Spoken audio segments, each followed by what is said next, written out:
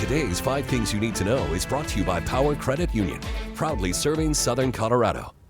I'm Rob Quirk. High school football may return in the fall, but it's not a done deal yet. The governor's saying the state has approved Chassa's variance request, which was a key roadblock of the discussions. Increasing rosters to 50 players, meaning football technically could be played this fall if the board adds it to their A season, but Chassa says still a lot of details to sort out.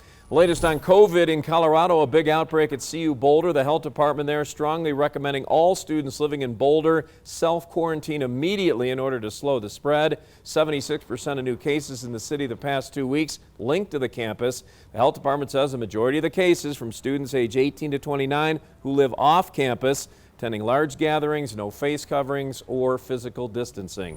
In the Springs, things much different for students at UCCS. They tell us things running smoothly since the return to class a month ago. They say the absence of Greek organizations, limits on assemblies, and the attitude of students key. It's been really impressive to just see the compliance that we're seeing. We haven't had any students referred for disciplinary reasons. Students within the system maintain different guidelines. UCCS provides quarantine areas for students who aren't sure about the symptoms. Here's Mike.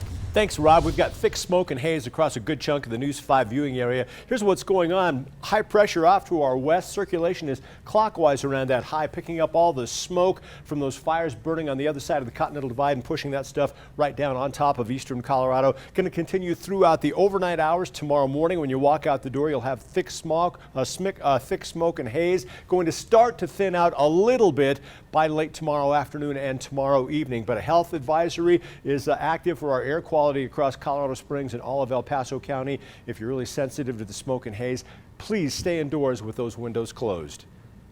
Thank you for listening to today's 5 Things You Need to Know, sponsored by Power Credit Union.